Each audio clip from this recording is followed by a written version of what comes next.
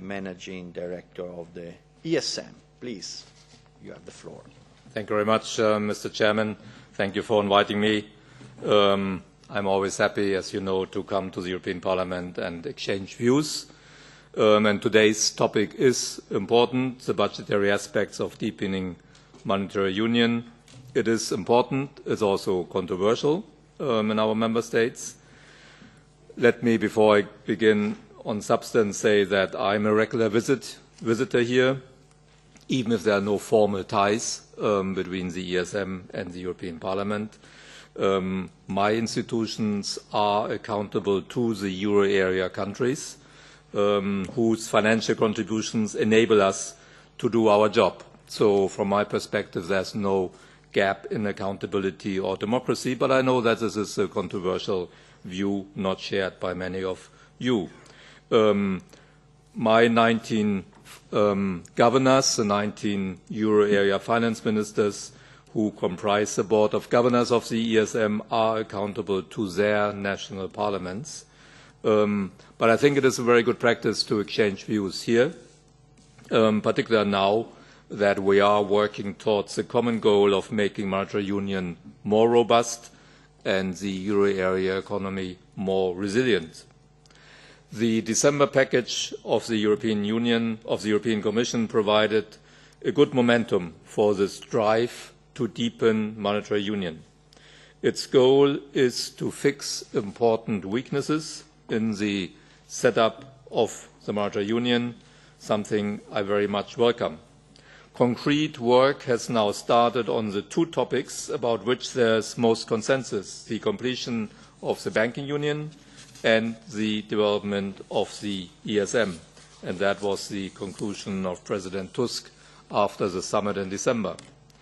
Budgetary instruments are another part of the discussion, but one cannot look at them in isolation. The completion of the banking union and the use of new fiscal tools serve the same economic objective, to increase economic risk sharing within the monetary union. There's even a trade-off between these two. The more risk is shared through the private sector via markets, the less need there is for fiscal tools to share risk. I will return to that point in a moment. A second reason why we should look at the package in its entirety is that the views on fiscal measures are still diverging considerably, and that it will likely take more time to reach an agreement on that topic. So before I turn to budgetary aspects, let me briefly mention those two areas of the work to deepen monetary union where we have seen more convergence. As far as the banking union is concerned, Europe has already put in place the first two pillars. You know that, SSM and SRF. Although the SRF needs a backstop, that's one point to complete banking union, obviously. A common deposit insurance is the third crucial step, because it would promote financial integration and confidence among depositors. It would prevent national bank runs in a crisis, and therefore it's very important in my view. But we all know that this is politically controversial because a number of legacy issues exist in banks or in some banking systems, and these need to be dealt with. But that should not question the ultimate objective of creating a common deposit insurance. On the development of my own institution, let me say the following. When I listen to discussion in the Eurogroup, I sense broad support among euro area countries to transform the ESM into a more fully developed crisis resolution mechanism. A more powerful ESM is not a goal in itself, but like completing the banking union, it can be an element to make monetary union less vulnerable, and would show that Europe is taking on more responsibility to solve its own problems. Other than a backstop to the SRF, the ESM is likely to also play a larger role in any future financial assistance programs. Together with the European Commission, it would jointly be responsible for designing, negotiating and monitoring new programs. Of course, this cooperation will be with full respect to the Commission's competences and without unnecessary overlap. The ESM could also play a role as a facilitator of negotiations of future sovereign debt restructurings to make such talks more orderly than they have been in the past and more predictable. It could also house a new fiscal facility for macroeconomic stabilization or investment protection. And this takes me to today's main topic, the budgetary aspects of deepening monetary union. To better understand how I see this issue, I would like to discuss economic risk sharing in more detail. Economic risk sharing is underdeveloped in the euro area when compared to the United States, but also compared to risk sharing within France or within Germany.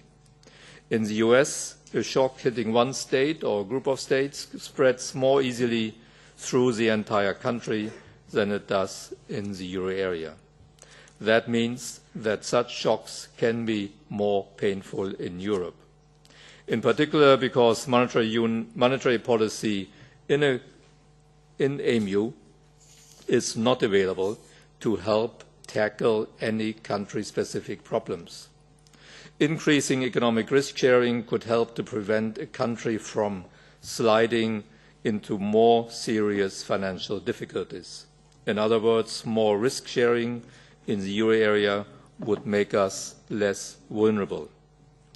In the US, but also inside France or Germany, risk sharing to a large extent takes place through the private sector, via markets, through banks, financial markets and capital flows. But Europe's financial markets are still fragmented along national borders. That is why completing banking union must be a top priority in deepening monetary union. Continuing the work on capital markets union would also be an important additional aspect to promote economic risk sharing via markets. Fiscal tools also help to promote risk sharing, though ideally they are less needed if risk sharing via markets works well.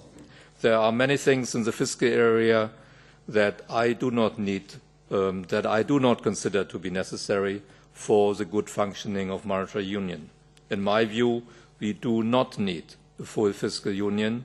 We also don't need large additional transfers between euro area countries.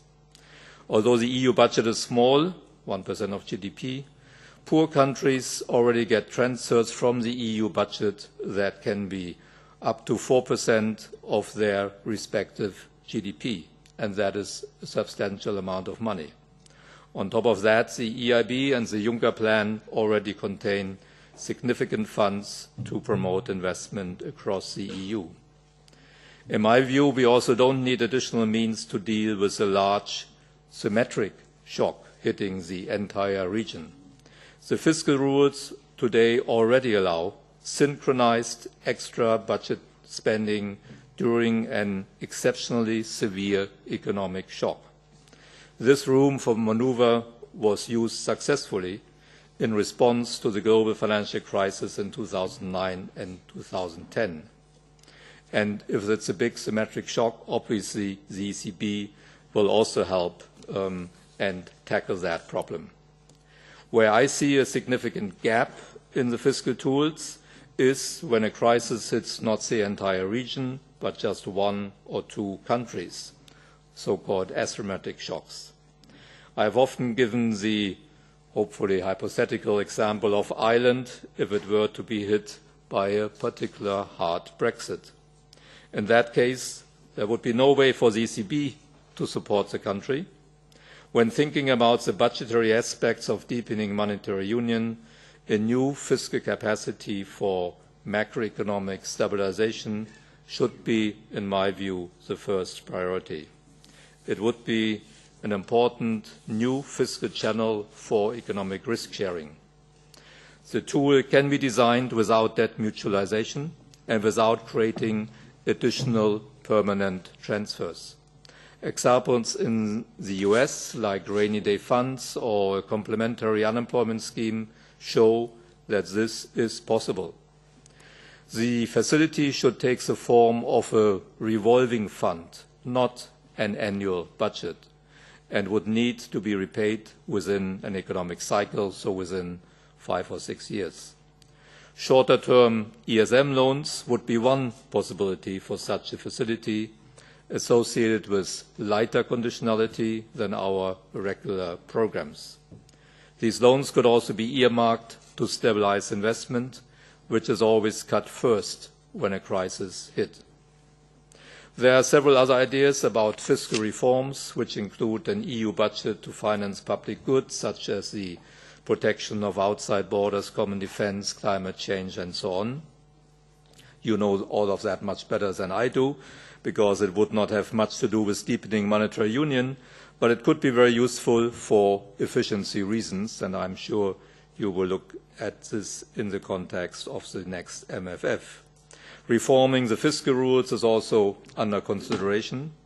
They were easy to understand at the beginning of EMU, but have since become too complex and are hard to understand even for experts.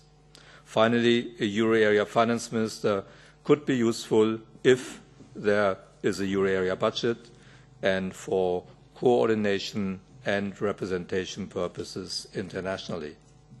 Let me conclude. I'm confident that Europe can take some meaningful steps this year to make monetary union more robust and to better protect citizens against the impact of a next shock, which will inevitably come one day. For me as an economist, the main benefit would be that the euro area will then enjoy increased risk sharing. This should happen mostly via markets, but also through selected additional fiscal tools. Thank you very much. Thank you very much.